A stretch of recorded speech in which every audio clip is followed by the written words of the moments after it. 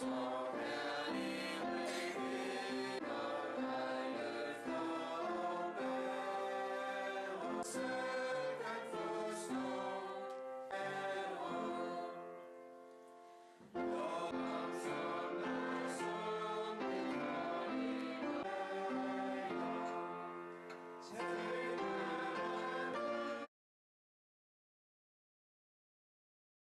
er ikke kun for børn her. Nogle gange så tænker man, det er bare noget med de små børn at gøre. Men det er faktisk hele livet igennem. Det at tale kærlighedens sprog til hinanden og med hinanden. Det bliver vi aldrig udlært i. Det kan vi øve os i hver eneste dag. Og vi bliver aldrig færdige her. Men jeg synes, jeg har set så mange også, hvor det her, de har man rundt på sjælen. Fordi man ikke har fået oplevet det at blive talt kærlighedens sprog. Det slog mig nu her, der var sådan det der et eller andet udsendelse. Stjerner på sløjet, hvor det var.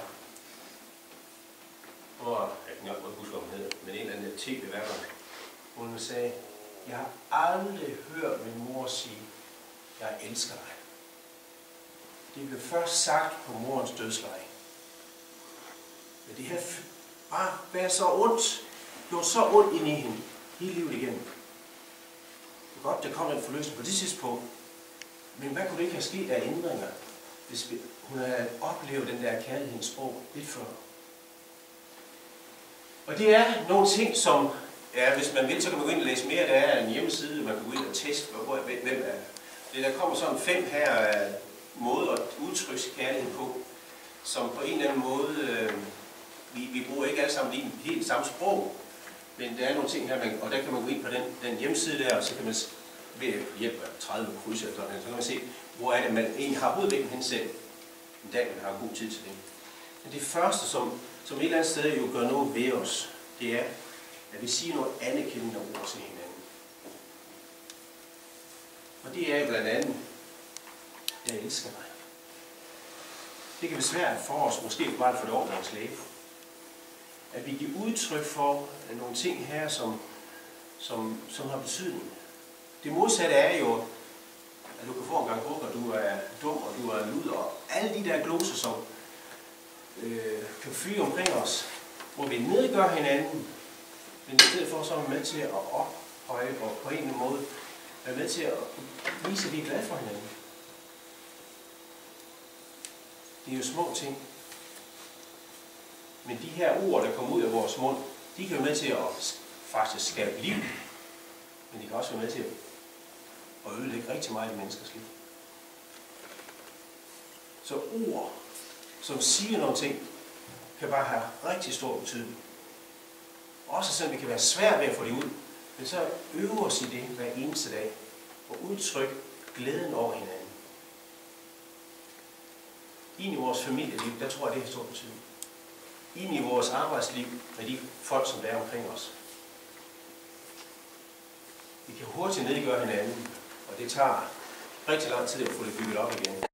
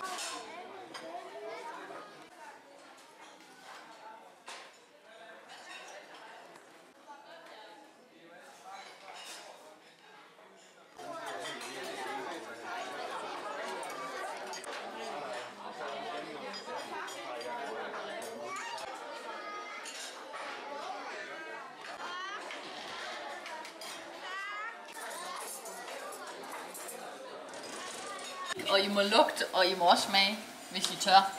Den her har vi godt nok ikke lige nogen lidt smag her. Det er sandelig godt, vi er på den første post.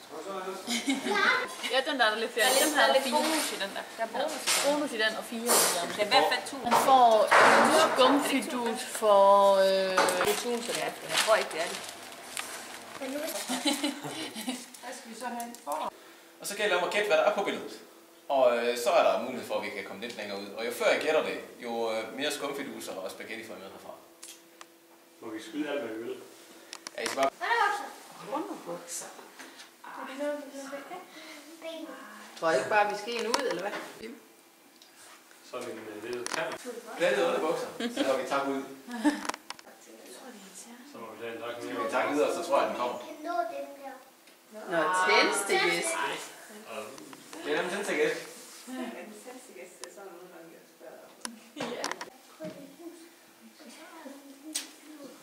Et hus med noget, der flyver. Måske er det en vind. Tror vi skal ind. Kunne det være noget fra en Lego? Hold den under. Op og løb. Alt hvad du kan. Ingen der falder ud af vandet. Ikke bare det. Det gør ikke noget. Det er godt. Jeg tror, det er lige. Nu skal I passe på, ikke?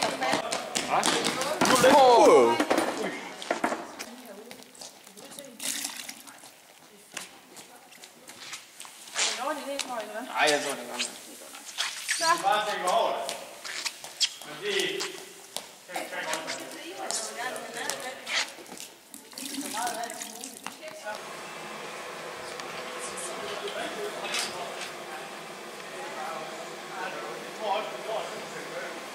Lag 2. Så skal man skrive til ikke 1-3. Nej. Er du huske, at vi har været Så nok bare vælge en. begge her. Og Martin, du er travlt. Jamen næste. Skal du vise? Bare I lover mig, der skal komme. Ja, det er godt.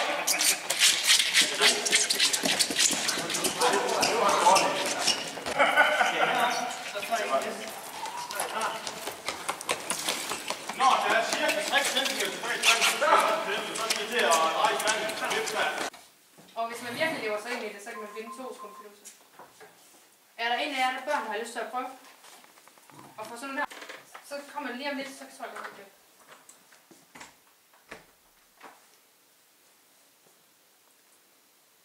Kan du nynne det? Kan du synge sangen nu? Den er svær. Skal vi give den videre? Vi giver den lige videre, så får du den. Og så fortsætter du. Fortsætter bare. Du må ikke synge, jo. Det er på bare begynde. Vil du have en? Jeg vil give pointer den. Ej, Kommer ikke på, hvad ringe jeg er til resten.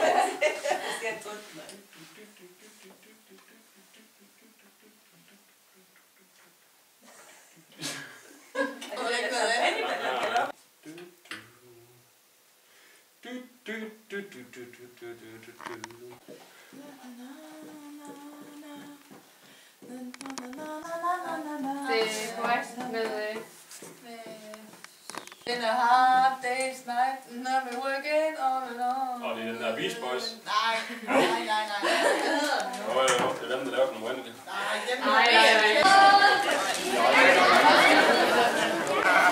der nogen, der har spist med skumfiduser?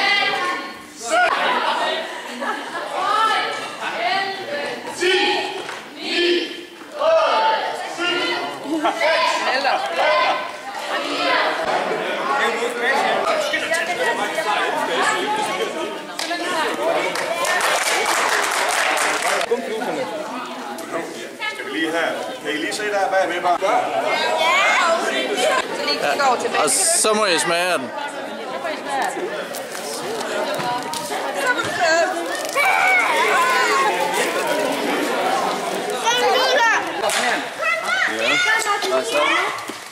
Ja, I har den.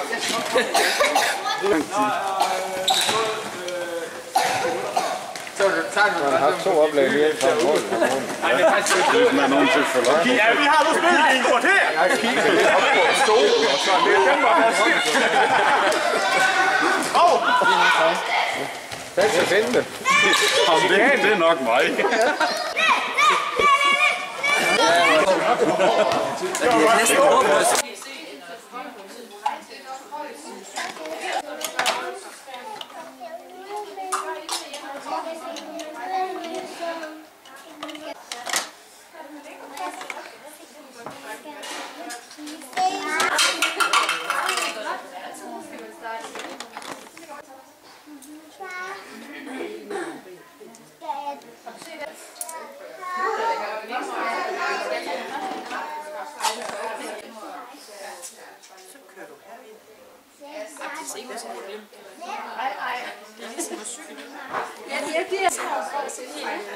Det er også så dårligt, fordi vi får sådan her, så det er hele tiden sådan en barnbarn, og det er ikke noget at snakke med hende.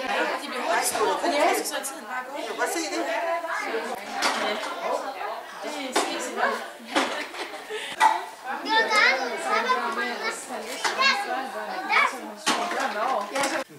Ja. Du skal sige det lidt højere.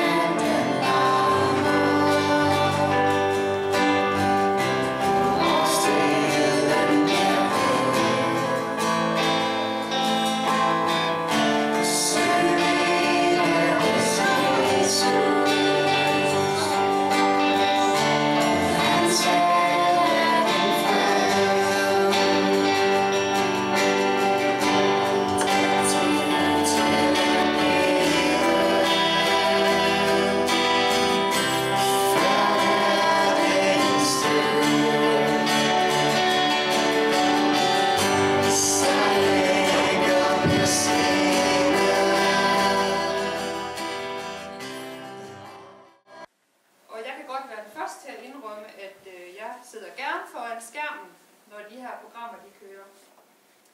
Men jeg må også sige, at jeg har sådan en lille smule ambivalent med de her programmer. Fordi det hele ser også bare så flot ud, og de ser alle sammen fuldstændig perfekte ud. Deres tøj og make-up og hår, alt er bare helt tip-top i orden. Men er det det, som vi vil vise vores børn? At man skal være helt perfekt for at kunne blive accepteret og for at være med? I forhold til en kage, så kan jeg godt sige, den er bare helt perfekt. Ingredienserne de er sat sådan sammen, at smagen den bare er fuldendt